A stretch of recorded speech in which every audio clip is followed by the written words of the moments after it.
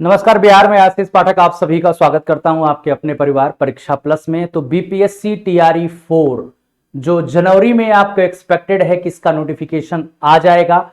इसमें एक सबसे अहम बात यह है कि सुना जा रहा है कि इस टीआरई 4 में अभी तक जो वैकेंसी नहीं आई थी वो आने वाली है और एक बम्पर भर्ती के साथ आने वाली है। बिहार में 6 से 8 माध्यमिक स्कूल में 28,000 पद खाली हैं कंप्यूटर शिक्षक के। मैं 6 से 8 की बात कर रहा हूं, 11 और 12 की बात नहीं कर रहा हूं, उनके तो टीचर कंप्यूटर के भरे जा रहे हैं। लेकिन 6 से 8 के जो पद हैं वो 28,000 स्कूल है माध्यमिक के। तो हर एक स्कूल में अगर एक टीचर अगर हम रखते हैं तो 28,000 टीचर आपके हो जाएंगे। अब इसके नियमावली में क्योंकि ये आएगा तो इसके लिए नियमावली में भी चेंज करना पड़ेगा।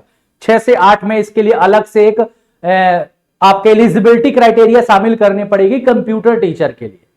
क्या हो सकता है एक्सपेक्टेड, एक मैं बताऊंगा अंदाजा कि कंप्यूटर टीचर की एलिजिबिलिटी क्या हो सकती है। बहुत सारे लोग पूछते हैं सर पीजीडीसीए या O level, BTech, BCA, BSc computer science क्या एलिजिबल होगा, या कोई भी कंप्यूटर से अगर हमने 1 साल का डिप्लोमा किया है वो लोग एलिजिबल होंगे।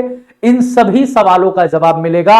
और अभी से अगर आपके पास वो डिग्री है तो कहीं ना कहीं मैं कहूंगा कि आप तैयारी कर दें इस 28,000 पद के लिए।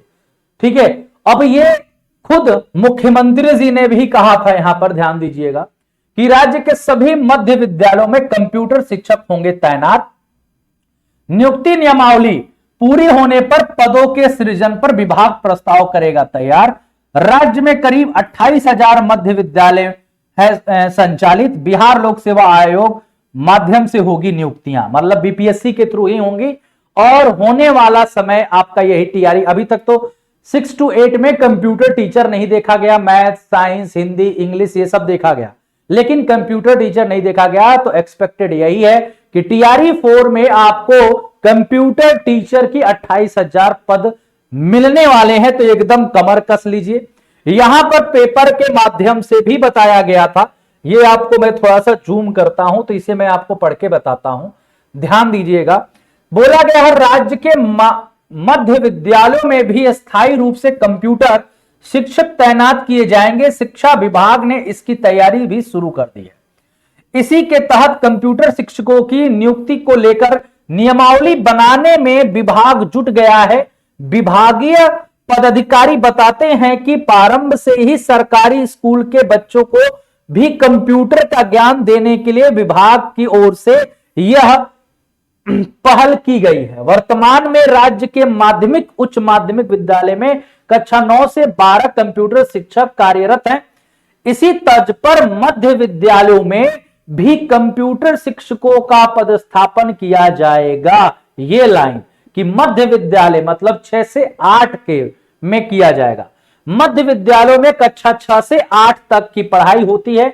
इनकी नियुक्ति नियमावली पूरी होने के बाद इनके, थोड़ा सा इसको जूम आउट करते हैं, इनके पदों के सृजन पर विभाग प्रस्ताव तैयार करेगा। इसके बाद पद सृजन पर कैबिनेट की स्वीकृति ली जाएगी।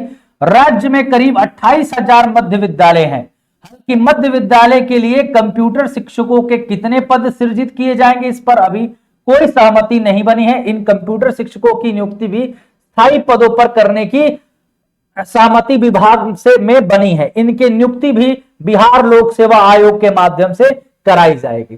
तो ऑलमोस्ट अगर हम कहें राज्य में 28,000 मध्य विद्यालय हैं संचालित हो रहे हैं, तो हर एक में अगर बच्चों को एक टीचर देंगे एक स्कूल में तो 28,000 तो मिनिमम पद हुए। अब इस 28,000 में टीआरई 4 में कितने पद आएंगे वो इनके ऊपर डिपेंड करता है। लेकिन 28,000 पद हैं कंप्यूटर के, इतना मान के चलिए।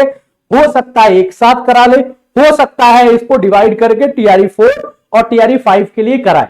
ठीक है। और यह भी हो सकता है कि अभी इनकी अगर चीजें मंजूरी नहीं मिलती हैं चीजों पे तो ये टीआरई 5 के लिए रख ले। ठीक है। लेकिन मोस्ट चांसेस हैं, ये न्यूज काफी पहले से चल रही है और अभी भी ट्रेंडिंग में चल रही है कि भाई ये पहले की कम से कम इसकी बातें काफी अंदर अंदर पहले से चल रही हैं कि हमें कंप्यूटर शिक्षक भर्ती करानी है। तो हो सकता है कि टीआरई 4 में ये आपको देखने को मिले, यहां तक मैक्सिमम चांसेस मैं बता रहा हूं। ठीक है, ये ध्यान रखिएगा। अब एलिजिबिलिटी को लेकर कि 6 से 8 की एलिजिबिलिटी क्या होगी, मैं आपको पहले यहां पर एलिजिबिलिटी कंप्यूटर टीचर की बता दूं कि जो 9 से 12 की कंप्यूटर आपके आती है ना, यहां पर देखो 10 में कंप्यूटर विषय के लिए विद्यालय के लिए आवश्यक शैक्षणिक योग्यता, जो 10th के लिए 9 10th के लिए आपके कंप्यूटर टीचर होते हैं, उनके लिए आपकी जो योग्यता मानी गई है वो ये है कि न्यूनतम 50% अंकों के साथ निम्न विषय समूह में मान्यता प्राप्त विश्वविद्यालय संस्था से होना चाहिए और DOACA से स्तर पर एक किसी विषय में स्नातकोत्तर की उपाधि होनी चाहिए, या आपको किसी मान्यता प्राप्त विश्वविद्यालय से AICTE से आप BE या BTech हो, यह ध्यान रखिएगा। कंप्यूटर साइंस या IT अथवा समकक्ष उपाधि या भारत सरकार से मान्यता प्राप्त संस्था विश्वविद्यालय से डिग्री आपकी हो, मतलब आपकी BE या BTech कंप्यूटर साइंस से है, मतलब अगर हम कहें BE या BTech आपका CSIT है तो आप एलिजिबल हैं, ठीक है, ये ध्यान रखिएगा। और क्या एलिजिबल है, और में आपका बोला गया है कि अगर आपका BTech कोई भी ब्रांच है, आप BTech किए हो, BE या BTech किसी भी ब्रांच से किए हो और इसके साथ आपने post graduate diploma in computer science PGDCS किया है, आपने पोस्ट ग्रेजुएट डिप्लोमा किया है, PGDCA किया है या PGDCS किया है, दोनों चलेगा, है ना, DCA और DCS दोनों चलता है, यूनिवर्सिटी से किया है तो BTech के साथ अगर आपने PGDCA किया और ये भी ब्रांच कौन से, सिविल वाले हों, इलेक्ट्रॉनिक्स वाले हैं या इलेक्ट्रिकल वाले हैं, मैकेनिकल वाले हैं, ये इनके लिए है। ये तो मैं 10th 12th वाला आपको बता रहा हूं। और यहां पर अगर बात करें किसी मान्यता प्राप्त विश्वविद्यालय से कंप्यूटर साइंस में आपने क्या किया हो, PG किया या MCA किया हो, ना, अगर आपने MCA किया है या पोस्ट ग्रेजुएट कंप्यूटर साइंस से किया वो मान्य होगा। आपने मान्यता प्राप्त विद्यालय से कंप्यूटर साइंस में स्नातक BCA अगर आपने किया है तो BCA के साथ साथ आपको क्या चाहिए, समकक्ष एवं किसी विषय में PG चाहिए। PG आपका किसी भी सब्जेक्ट से हो, सब्जेक्ट कोई जरूरी नहीं है, सब्जेक्ट आपका कोई भी हो, एनी सब्जेक्ट। PG BCA के बाद अगर आपने PG किया है किसी भी सब्जेक्ट से तो आप मान्य होंगे। साथ ही साथ और क्या है, यहां पर देखो कंप्यूटर साइंस, किसी मान्यता प्राप्त विद्यालय से कंप्यूटर साइंस में पोस्ट ग्रेजुएशन डिप्लोमा एवं किसी विषय में PG, मतलब आपने PGDCA किया हो और PG किया हो किसी भी सब्जेक्ट से, एनी सब्जेक्ट से, ठीक है, तो ये चलेगा। लेकिन PGDCA आपका गवर्नमेंट से होना चाहिए, या DOEC से B लेवल किया हो, है ना, और उसके साथ मतलब B लेवल के साथ आपने PG किया हो एनी सब्जेक्ट से, तभी भी आपका चलेगा। ये तो आपको पहले जो आपका निर्धारित है उनके लिए मैं बता रहा हूं। और बाकी MCA आपने किया है, यहां पर देखिए, हाँ, MCA का 3 वर्षीय वाला कोर्स किया है, 6 सेमेस्टर वाला, वो भी चलेगा। आपने DOEC से C तथा किसी मान्यता प्राप्त विद्यालय से स्नातक C के साथ आपने अगर ग्रेजुएशन किया है किसी सब्जेक्ट से, एनी सब्जेक्ट से, तो आपका चलेगा। तो ये इनमें से अगर कुछ भी आपके पास है, मतलब C के कोर्स के साथ DOEC के C तथा किसी मान्यता प्राप्त विश्वविद्यालय से स्नातक की उपाधि है, ठीक है, तो ये चलेगा। C तथा किसी मान्यता प्राप्त विश्वविद्यालय से स्नातक की उपाधि आप रखे हैं C के साथ, तो वो चलेगा। अब अगर आपने B के साथ किसी विषय से आपने PG किया है तो वो चलेगा, B के साथ PG। उसके बाद से यहां पर बोला है कि कंप्यूटर साइंस में आपने PGDCA किया है प्लस PG आपने किया है तो वो चलेगा। तो ये तो आपके जो है PGT वाले टीचर के लिए हो गया कंप्यूटर। लेकिन 6 से 8 में अगर कंप्यूटर टीचर का माना जाएगा, और इसमें एक चीज और बता दें कि यहां पर कंप्यूटर टीचर के लिए एक चीज आपसे कहा जाता है कि स्टेट का पेपर 2 क्लियर होना चाहिए, पेपर 2 क्लियर होना चाहिए, ये ध्यान रखिएगा। बीएड कंपलसरी नहीं है, यहां पर बीएड कंपलसरी नहीं है, बिना बीएड के आप कंप्यूटर टीचर बन सकते हो। स्टेट पेपर 2 देना कंपलसरी है, तभी आप यहां पर इस फॉर्म को अप्लाई कर सकते हो जो आपके 10th 12th वाला है कंप्यूटर टीचर का। लेकिन अब बात आती है कि ये तो हम 6 से 8 के कंप्यूटर टीचर की बात करते हैं, 6 to 8 कंप्यूटर टीचर की एलिजिबिलिटी अगर हम बात करें कि क्या होगी इसकी एलिजिबिलिटी, तो भाई देखो BCA वाले एलिजिबल हैं, इनके साथ बीसीए के साथ बीएड जरूर मांगेगा। क्यों मांगेगा? क्योंकि 6 to 8 टीचर बनने के लिए सीटेट या बीटेट का पेपर 2 होना चाहिए। यहां पर बीएड मांग सकता है। बीएड इसलिए मांगेगा कि सीटेट या बीटेट का पेपर 2 हमेशा 6 से 8 के लिए मांगा जाता है हर जगह, और ये पेपर आपके बीएड के बेसिस पर होता है। अगर बीएड आपका साइंस स्ट्रीम से है तो आप कहोगे बीटेक वाला बच्चा, अरे बीटेक वाला बच्चा अगर बीएड करेगा तो वो भी साइंस स्ट्रीम से करता है, तो इसीलिए सीटेट आपका साइंस स्ट्रीम वाला यहां पर पेपर 2 आपका मान्य होगा, ये ध्यान रखिएगा। तो इसके लिए एलिजिबिलिटी जो होगी ना, बीसीए प्लस बीएड सीटेट या बीटेट का पेपर सेकंड क्लियर होना चाहिए। ठीक है, ये होगा। बीटेक के साथ अगर हम बात करें, बीटेक सीएस आईटी आपका प्लस सीटेट का पेपर 2 है ना, प्लस बीएड आपका होना चाहिए, ये मांग सकता है। बाकी कोई चेंजेस करता है तो उसमें नहीं, क्योंकि देखो अगर टीचिंग एलिजिबिलिटी टेस्ट का कोई भी आपको सर्टिफिकेट मांगेगा, चाहे वो सीटेट मांगे चाहे बीटेट मांगे, तो बीएड तो कंपलसरी हो जाएगा। हाँ, अगर ये सर्टिफिकेट ही नहीं मांगता है आपसे तब बीएड कंपलसरी नहीं रहेगा। अगर जैसे 6 से 8 में हर एक सब्जेक्ट में आपको सीटेट या बीटेट का पेपर मांगता है, क्वालिफाई होना चाहिए। अगर इसने नियमावली में इनको नहीं मांगा, कंप्यूटर टीचर के लिए ये मांगा ही नहीं, तो बीएड भी मान्य नहीं होगा।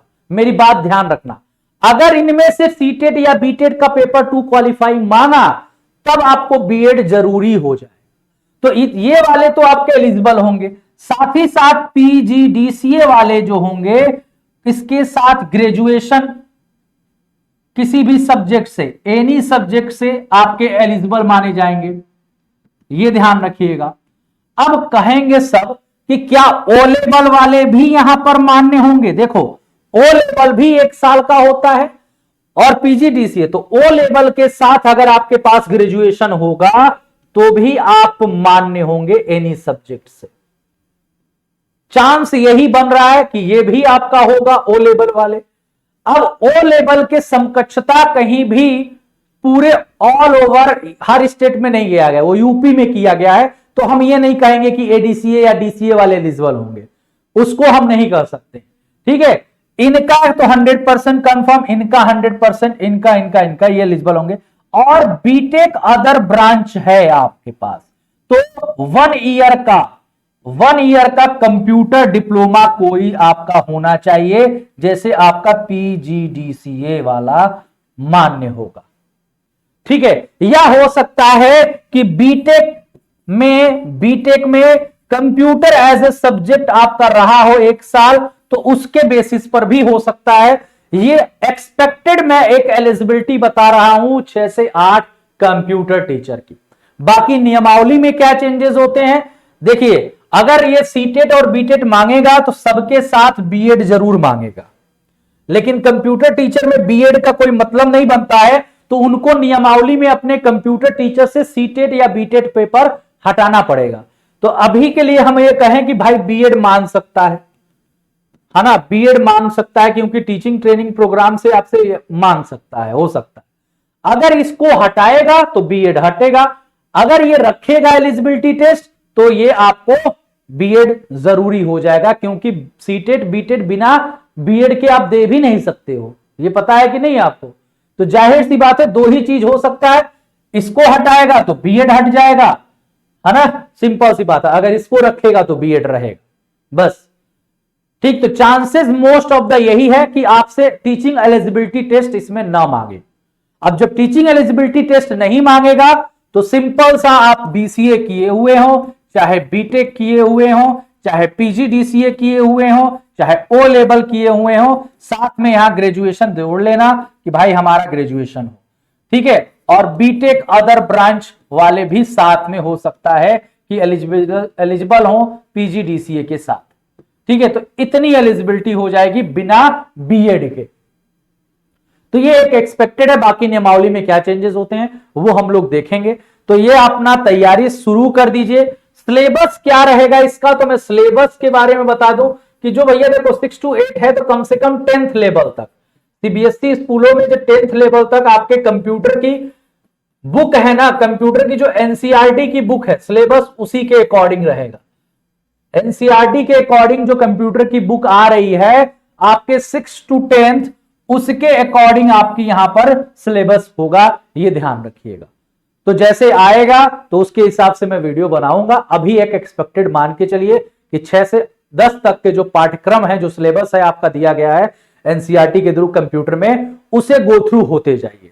जो आपने पीजीडीसी और डिप्लोमा में पढ़ा है बेसिकली वही चीजें होंगे, ठीक है, ये ध्यान रखिए। अब एक बात यहां पर ये भी कहेंगे कि सर यहां पर बीटेक को तो कह दिए, क्या यहां डिप्लोमा वाले एलिजिबल होंगे? डिप्लोमा सीएस से जो करता है ना, तो diploma CS with graduation eligible होगा, ग्रेजुएशन एनी सब्जेक्ट एलिजिबल होगा, है ना, आपको ग्रेजुएट होना जरूरी है।